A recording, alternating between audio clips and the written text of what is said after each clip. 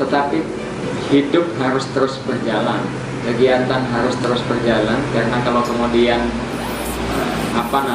kegiatan-kegiatan yang biasa dilakukan secara virtual misalkan, itu rasanya tidak cukup efektif bagi kita untuk kemudian melaksanakan kegiatan-kegiatan semacam ini, ya.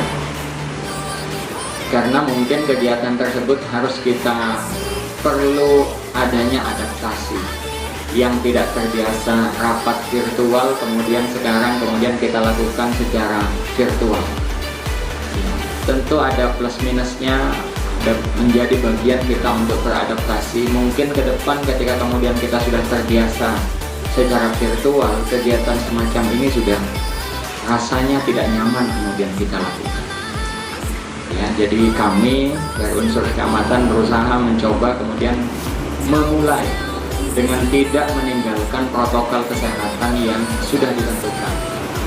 Paling tidak protokol kesehatan yang paling dasar, yakni mengenakan masker dan menjaga jarak.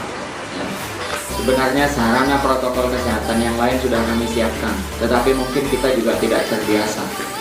Ada sarana tempat cuci tangan lengkap dengan sabunnya, tetapi mungkin kita tidak terbiasa untuk kemudian sebelum masuk ke ruangan atau area tertentu kemudian kita membiasakan diri untuk mencuci tangan kita misalnya.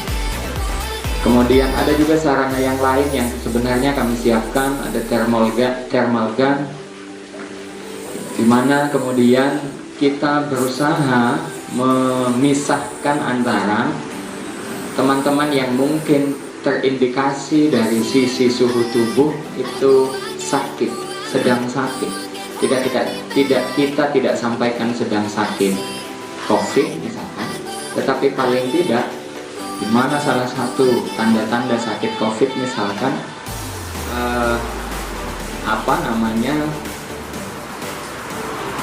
suhu tubuhnya misalkan yang disepakati di atas 37,6.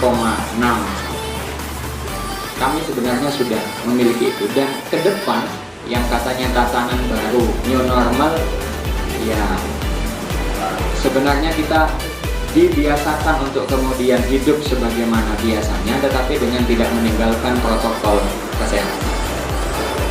Kita mungkin ingat dalam 2-3 bulan terakhir, hashtag yang selalu dikembangkan oleh pemerintah stay at home misalnya, di rumah saja. Tetapi sekarang kalau kemudian di rumah saja, ekonomi jadi lumpuh, kegiatan-kegiatan jadi tidak berjalan. Makanya kemudian hashtagnya, arahannya, sarannya sudah diubah, bukan di rumah saja, tetapi kemudian jauhi kerumunan. Ya. Tetapi kegiatan-kegiatan protokol yang lain, protokol kesehatan yang lain itu tidak boleh ditinggalkan. Jadi bukannya ketika kemudian boleh keluar rumah, kemudian kita tidak mengenakan masker, tidak. Jadi kita masih tetap wajib mengenakan masker, masih tetap wajib jaga jarak, masih tetap wajib misalkan menjaga kesehatan tubuh kita, masih tetap wajib melaksanakan kegiatan olahraga, dan tentu yang paling tugas dan fungsi BPD guna menciptakan hubungan kerja yang harmonis antara BPD dengan pemerintah desa dan lembaga desa lainnya.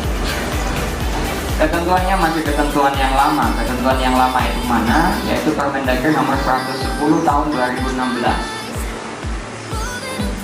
Jadi tidak ada ketentuan yang lebih baru dari itu. 2016 dan sekarang sudah 4 tahun. Sejatinya pakai ulang-ulang boleh Pak. Tetapi pada prinsipnya kita yang namanya manusia, pertama kadang malas untuk membaca.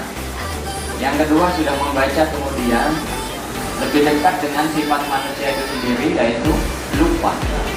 Karena itu kemudian kita coba mengingatkan kembali apa sih sebenarnya tugas dan fungsi BPD, Badan Permusyawaratan Desa.